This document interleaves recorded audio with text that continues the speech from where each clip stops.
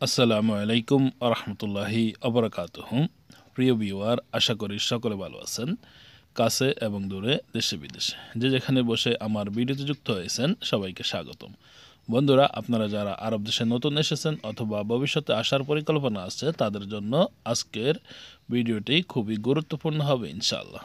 কথা না বাড়িয়ে চলে যাব মূল ভিডিওতে। আপনাদের কাছে রিকোয়েস্ট থাকবে চ্যানেলটি সাবস্ক্রাইব করবেন, আপনাদের কোনো কমেন্ট থাকলে কমেন্ট বক্সে কমেন্ট করবেন আর ভিডিওতে একটি লাইক করবেন। চলুন শুরু করি।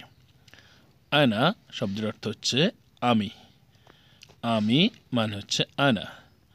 হুয়া শব্দের অর্থ হচ্ছে সে। সে মানে হচ্ছে হুয়া। ইনতা শব্দের অর্থ হচ্ছে তুমি। ইনতা মানে হচ্ছে তুমি। আন্তা শব্দের অর্থ হচ্ছে আপনি। আপনি মানে হচ্ছে আন্তা। নাহনু শব্দের অর্থ হবে আমরা। আমরা মানে হচ্ছে নাহনু। কুল্লু শব্দের অর্থ হচ্ছে সবাই বা সব কিছু। নফর শব্দের অর্থ হচ্ছে লোক। যদি বলেন যে কুল্লু নফর মানে হচ্ছে সব লোক বা সবাই। আমেল শব্দের অর্থ হচ্ছে শ্রমিক বা কাজের মানুষকে বলা হয়ে থাকে আমেল বা লেবারদেরকে বলা হয়। শুনু অথবা এস এর অর্থ হবে কি, এস বা শুনু। তাল তাল শব্দের অর্থ হচ্ছে কি, আসো বা আসুন। তাল হেনা যদি বলে তাল হেনা মানে হচ্ছে এদিকে আসো বা এদিকে আসুন। আলহিন অথবা দাহিন অথবা এলান এই শব্দগুলোর অর্থ হচ্ছে এখন। এই শব্দটি আমরা এখানে একটা লিখেছি, কিন্তু কয়েকভাবে বলা যেতে পারে, শিখে রাখা ভালো। বাদেন শব্দের অর্থ হচ্ছে পরে। বাদেন মানে হচ্ছে পরে। হিনি অথবা হেনা শব্দের অর্থ হচ্ছে এখানে। হিনি বা হেনা। হুনাক অথবা হেনাক মানে হচ্ছে ওখানে বা ওইখানে। হেনাক বা হুনাক। ওয়েন শব্দের অর্থ হচ্ছে কোথায়। ওয়েন মানে হচ্ছে কোথায়। কেফ কেফ শব্দের অর্থ হচ্ছে কিভাবে বা কেমনে। কেফ বা কেমন। মিতা শব্দের অর্থ হচ্ছে কখন। কাম শব্দের অর্থ হচ্ছে কত। গালি শব্দের অর্থ হচ্ছে দাম বেশি বা দামি। ওয়াজেদ শব্দের অর্থ হচ্ছে বেশি বা জিয়াদা শব্দের অর্থ হচ্ছে বেশি।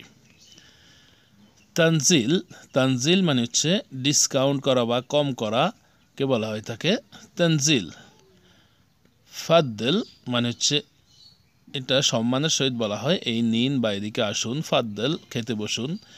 শগল শব্দের অর্থ হচ্ছে কাজ অথবা আমেল শব্দের অর্থ হচ্ছে কাজ।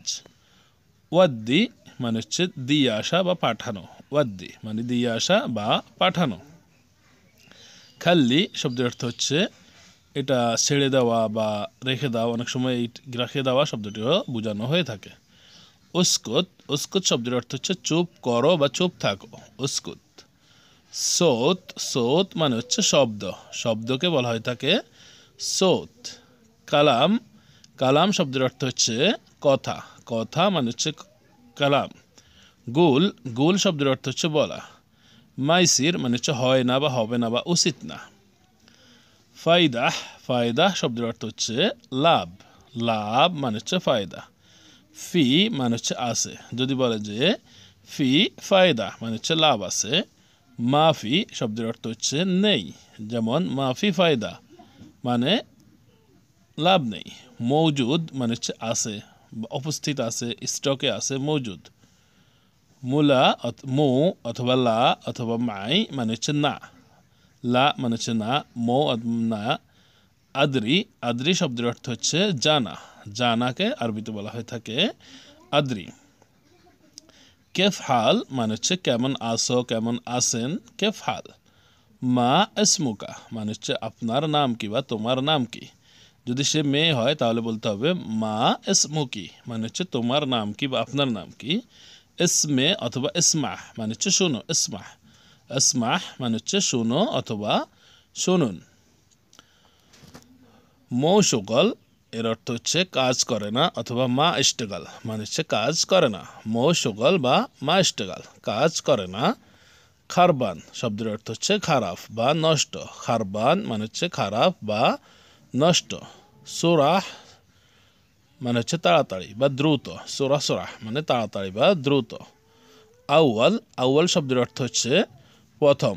প্রথম মানে হচ্ছে আউয়াল। গাবল, গাবল শব্দের অর্থ হচ্ছে আগে, আগে মানে হচ্ছে গাবল। মিনু শব্দের অর্থ হচ্ছে কে।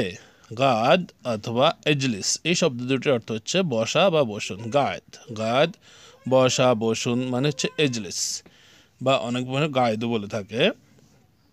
নোম, নোম শব্দের অর্থ হচ্ছে ঘুম, ঘুমানোকে বলা হয়ে থাকে নোম অথবা নাইম। ঘুম, ঘুম শব্দের অর্থ হচ্ছে ওঠা, উঠে দাঁড়ানোকে বা শোয়া থেকে ওঠাকে বলা হয়ে থাকে ঘুম। বন্ধুরা, আশা করি ভিডিওটি আপনাদের ভালো লেগেছে। ভিডিওটি কেমন হয়েছে, কেমন লেগেছে সেটা কমেন্ট বক্সে কমেন্ট করে জানাতে ভুলবেন না। বন্ধুদের মাঝে ভিডিওটি শেয়ার করবেন, যাতে করে আপনার বন্ধুরাও ভিডিওটি দেখে শিখতে পারে। সবাই ভালো থাকবেন। আল্লাহ হাফেজ। আসসালামু আলাইকুম রহমতুল্লাহি আবরাকাত।